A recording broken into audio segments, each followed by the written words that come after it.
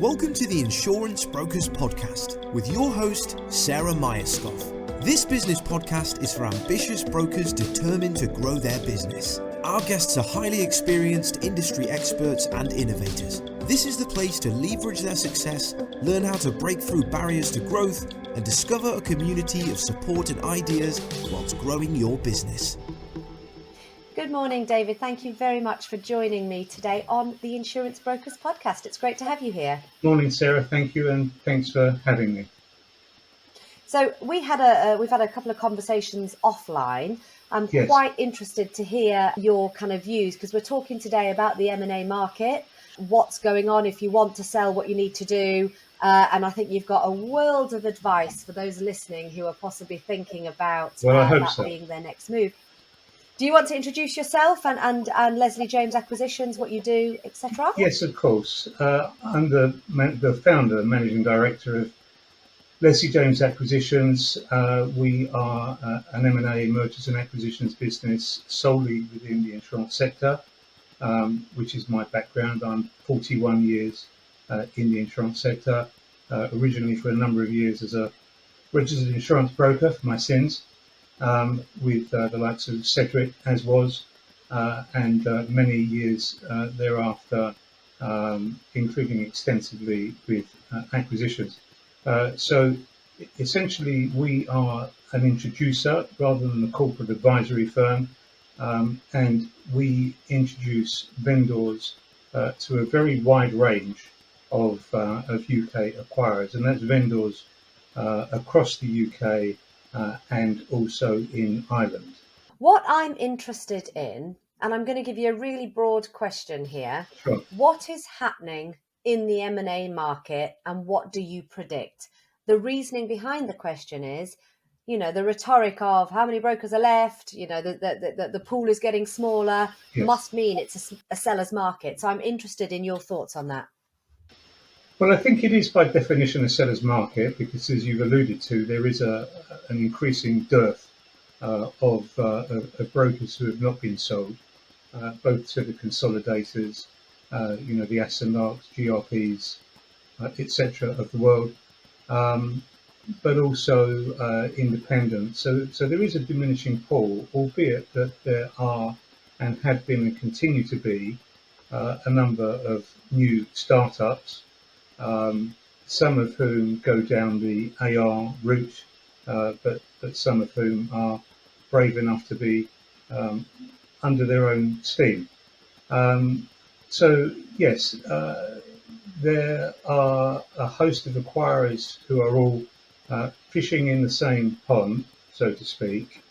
But I think what's important is that if a vendor considers an exit by way of a sale, whether that's a full sale or possibly a minority or majority sale, they're able to access as many options as possible. So, without blowing our own trumpet, I appreciate that brokers are approached almost daily by individual acquirers. But our advantage, other than the fact that our service is completely free to vendors, is that we have very much an overview, so that when we're instructed by a vendor, we're able, in strict confidence, to make approaches to a whole range of acquirers who are relevant to that profile of business, thereby obtaining a range of valuations, offers, so that there is true choice. We are very much, in inverted commas, a broker in that sense. And rather than a vendor dealing with one direct approach from one particular acquirer, we can spread that field quite far and wide. Can you talk me through the process as it works with you guys? So I'm an insurance broker. I'm considering an exit through selling my business. Sure. What do I do? And what are the hoops that I need to jump through? Well, in terms of dealing with us, I can only talk about dealing with us. Then it's a question of making an approach to us. We will undertake a high level or headline fact find, which is relevant specifically to this sector. And following that fact find and us being provided with last 3 years' accounts, so on and so forth, we will then put together a presentation for acquirers. We'll make initial approaches by email, which will be headline emails which are fully anonymised, so that there's no possibility of the vendor being identified. Then, when acquirers express an interest, they're asked to sign a fully binding non-disclosure agreement, NDA, and it's only at that point that we then provide them with full details. Our service is very much cradle to grave. So from the initial inquiry all the way through to hopefully a completion of a sale, we are there to liaise between buyer and seller, handhold through the process, and ensure a smooth transaction, which I think is also very important. You asked me what vendors should be doing. Essentially, I think you're asking me what they should be doing to gear up for a sale. And I think there are a few fundamental points that should, if at all possible, be addressed. The first would be to have succession management in place, management or succession management in place. It is important for an acquirer, for the business that they're acquiring, to be able to continue successfully and smoothly. And whilst, of course, in many cases they will have their own people to insert into a business, the management that's already in place has existing relationships with staff, with clients, with insurers, so on and so forth. So that's always the optimal solution. In terms of other things which a vendor can do, I think most of all, and I'm sure we'll come on to the point of valuations, but most of all, it really is about being realistic. A lot of figures are banded around in the market. In the last 2 years, for example, we've sold 25 brokers of varying sizes, from a couple of 100,000 income up to valuations approaching 50 million. So, we do have a very solid overview and understanding of what valuations are currently. I think it's important for vendors to be able to be sufficiently open-minded and realistic as regards expectations. You've mentioned sometimes the acquirer will insert their own people, and I know that's a worry for a lot of vendors who, their staff are their family. Right. Okay. Well, firstly, in terms of the acquirer inserting their own people, what generally tends to happen, certainly through an earn-out period, which may extend to 2 years, 3 years, the vendor will be required to remain within the business, either on a full-time basis, alternatively on a part-time or consultancy basis, or an ad hoc basis. There are many different versions of this. So the vendor will remain, the management will remain. The insertion by an acquirer of management tends to be from an oversight standpoint. So rather than inserting someone in a day-to-day management function, it will more be for an oversight. Yes. When I was talking to Tim, one of the things he was saying is the people element, the brand element, the sort of community element, as it were, is very important to the valuation. Can you tell me if that's still the case, and how that works in terms of valuations? Yeah, very much so. And I think it's fair to say that that's the case with any service business in any service sector, not just insurance, but to the extent to, for example, accountancy or the law. People are very important, particularly client-facing people within a business, because to disrupt those relationships between those people and the clients can have an adverse effect. Equally, brand is very important. Most acquirers recognise the importance of brand. Consequently, most acquirers will not seek to change the name and branding of an acquisition. Certainly not for a good number of years. It's a very important aspect. This is going off topic slightly, but in terms of brand, how do you measure the brand value of a vendor? Well, brand is all part of goodwill, which essentially is what is being acquired by an acquirer. Um, all sales are goodwill sales. They're not the acquisitions of factories with plant and machinery. So the value of the brand inherently relates to its image, its quality, its professionalism. All of these sorts of things will add up to the value of the brand. And the more well-known a brand and more well-known a brand for quality, customer service, and so on, will increase the appetite of an acquirer, and inevitably increased appetite will lead to an increase in valuation. On the valuation front, Yes. You hear people talking about multiples, you hear people talking about EBITDA. There's a whole range of ways that people think that their business ought to be valued. Can you give us an indication of what's in the inquirer's mind and how that works? Yeah, absolutely. To make this as simplified as possible, because otherwise I'll speak for the next half an hour on this.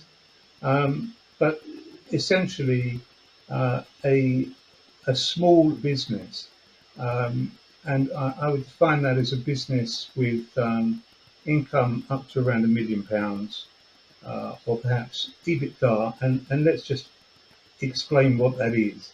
EBITDA can be a very complicated concept, but in the context of insurance broking, what it really boils down to is pre-tax operating profit. In simple terms, income less expenses.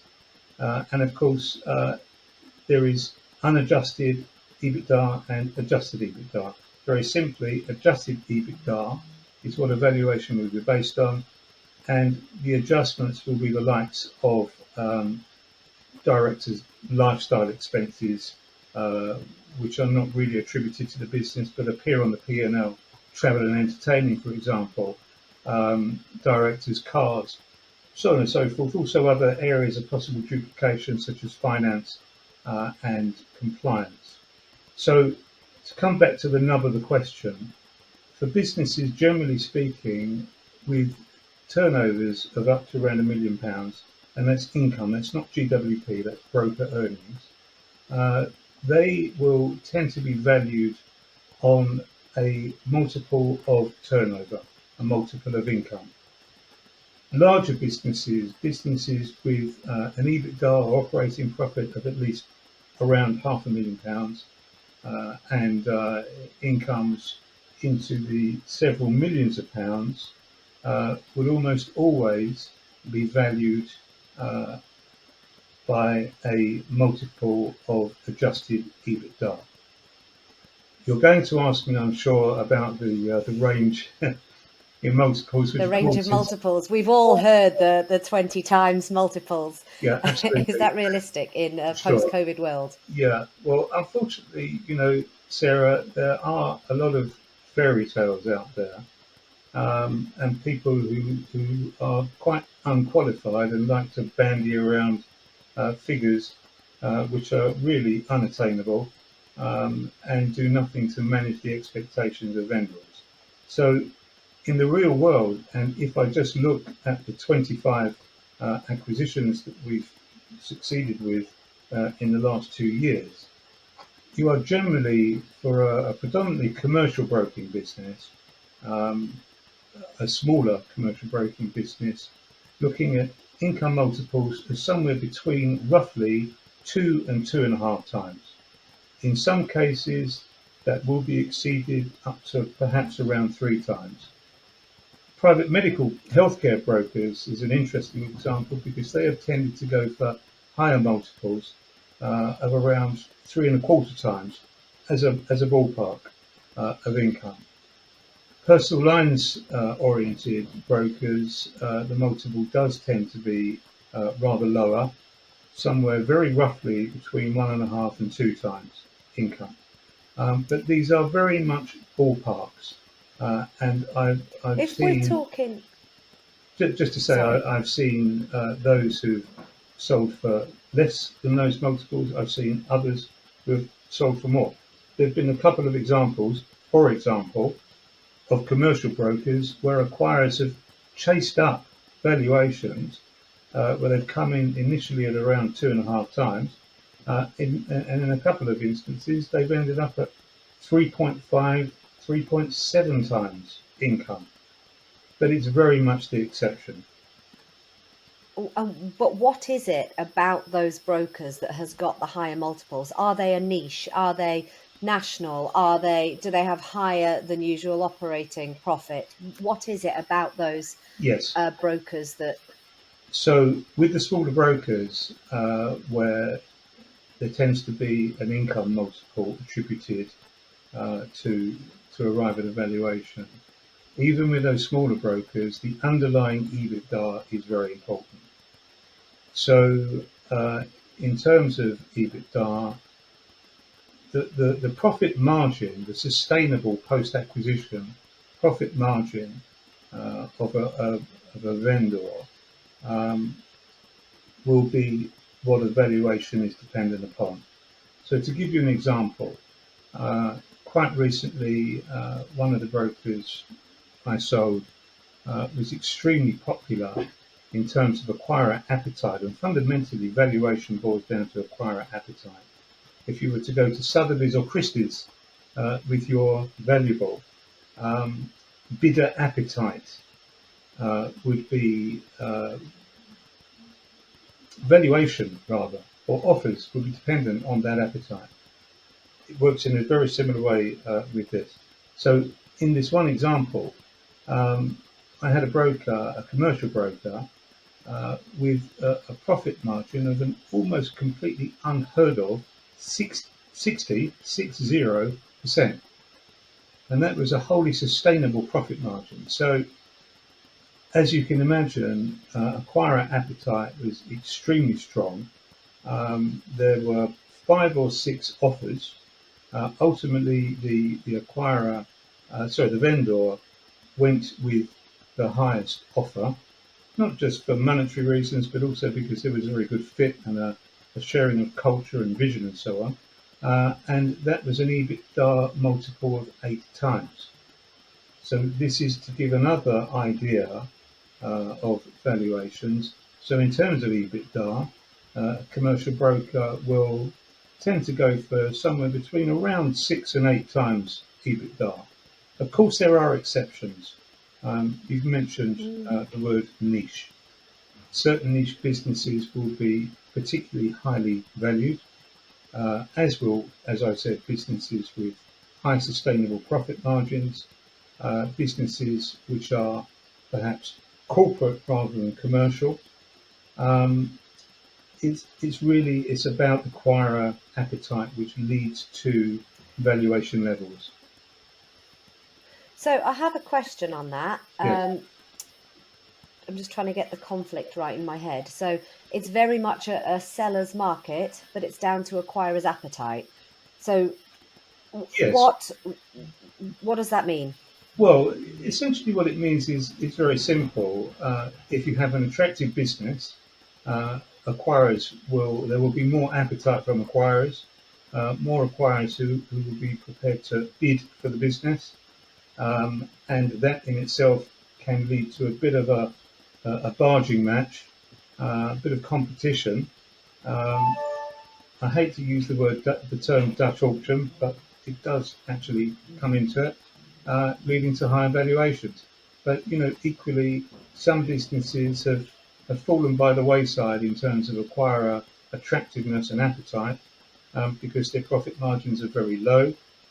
After all, an acquirer has to be able to make an acquisition, go on to break even, recoup their investment, and then make money.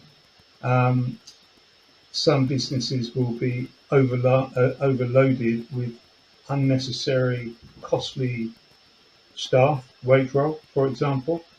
So it's a very simple correlation, really, between the attractiveness and good fundamentals of a business and the appetite of acquirers. Geography, just to mention, is also another factor because, like it or not, if we have a vendor in the Outer Hebrides, there will be less of an appetite because there's less availability of acquirers. Okay, no, that's really helpful. Here's a question for you that might be in people's minds, and I hope you don't mind me asking. Sure. So you have a panel of acquirers. Yes. How do you show your independence so that you are working for and with the vendor when it's essentially the acquirers that are paying the bills, if that makes sense? Okay, so the answer actually, which you might be surprised at, is we don't. The reason why we don't, I go back to what I mentioned at the beginning of the podcast, is that we are non-advisory. Therefore, we don't take a stand with the vendor, we don't take a stand with the acquirer. We are simply in the middle as an introducer. However, our reputation is established and based on our ability to not to take sides, so to speak, and to be able to mediate, to be able to liaise. So our function and our core mission, essentially, is to represent both vendor and acquirer, and we do that very successfully. And it's through a process really of honesty and transparency. I've been in the sector for 41 years. Reputation is everything. So we are seen, and it's very important for us to be seen as impartial. We will represent the interests of vendors. We will represent the interests of acquirers. But it's about being impartial, and it's about both parties being reasonable. And sometimes, of course, that reasonableness has to be imposed on them with some of my influence. But that's essentially how we work. We work in an even-handed way. Fabulous answer. Okay. I love it. Okay, last question. Could you give me an idea of the process? So acquirer, vendor matched. Let's do this. What happens with the legals, the due diligence, the timescales? How does that? What's an expectation for the vendor on this? Absolutely. Sort of I did just want to touch upon one question you asked earlier, which was about our panel of acquirers. And to be clear about this, first and foremost, we are very careful with our vendors to ensure that they are asked the question: is there any potential acquirer we should not approach? After all, one doesn't know if a vendor has, sometime in the past, perhaps fallen out with an acquirer on the golf course or similar. We're not to know this. So we're very careful to ensure that we only approach acquirers who the vendor is happy for us to approach. In terms of our panel of acquirers, of course, the point is that I've been fortunate to build relationships with the CEOs, chairman, MDs, and so on of the very largest and the medium-sized firms in the industry over many decades. So, yes, of course, we do deal with what some might term the usual suspects, the very large consolidators. But we also deal with a wide range of independent acquirers, regional independent acquirers, and many who are somewhat further under the radar. But we have key criteria here in terms of the acquirers we will deal with, and they're broadly speaking two or threefold. Firstly, trust. We have to be able to trust them in terms of their honesty and their transparency. Secondly, resources. We have to be sure that they have sufficient resources themselves to be able to fund acquisitions. Not that they're going to have to go to the bank, because that really tends not to work. And the third and key criterion is M&A experience, because the acquisition process is not straightforward. This is not buying a car. Our acquirers on our panel have to be seen to have sufficient experience of acquisitions, including due diligence and legal process. And that comes on to your question. So where we are fortunate to obtain a number of offers, which is typical for a good vendor, the vendor will decide on which offer they wish to accept. The acquirer will then issue what's known as heads of terms, which is essentially an offer letter, which headlines and outlines the details of the offer. At that point, the vendor will decide to instruct a lawyer, hopefully a dedicated M&A lawyer, hopefully not their local probate or conveyancing lawyer who doesn't have this specialist experience. That's very important. That's from experience, isn't it? Oh, very much. And I would give a little plug here, because we do have our own panel of two specific dedicated M&A lawyers who we know do a, if you please pardon me, bloody good job. And that's very important to get things right, to cover all the bases, and also in terms of speed. So once we get into the legal process, or once the acquirer and the vendor get into the legal process, the lawyers get together. The acquirer separately starts their process known as due diligence, which is essentially going through the books of the vendor to make sure that everything is in order. That's the simplified version.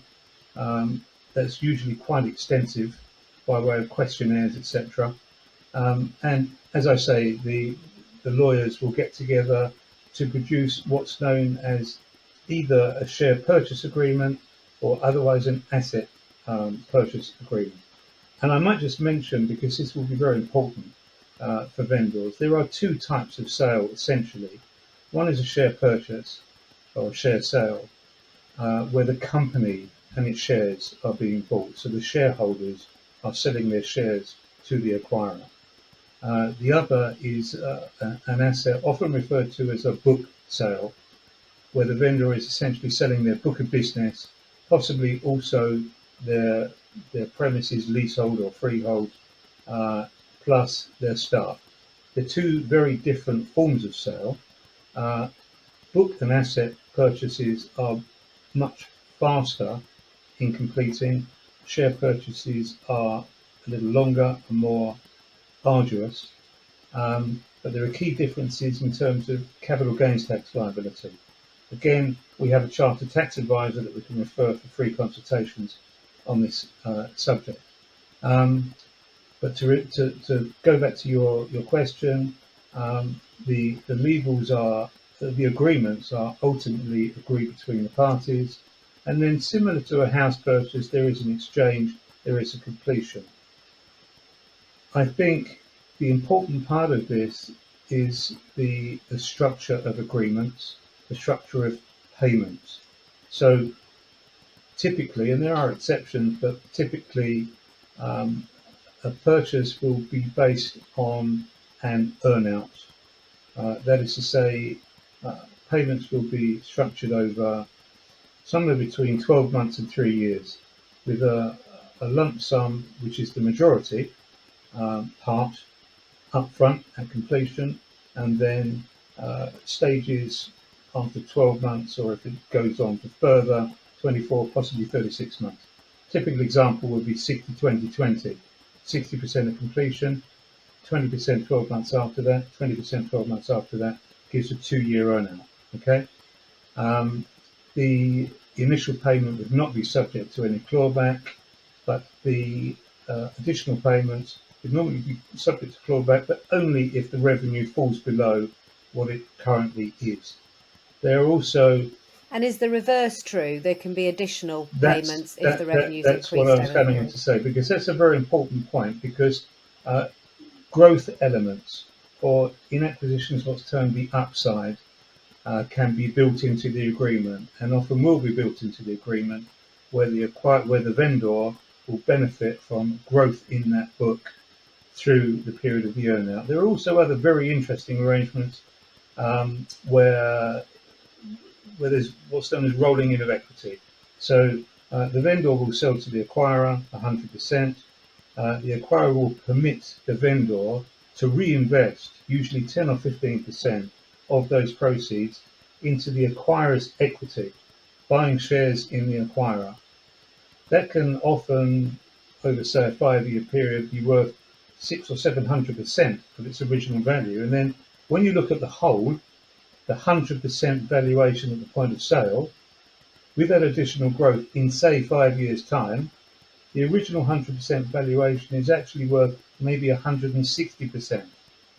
So it's actually a very good way to increase, if you like, the pension, which is the sale.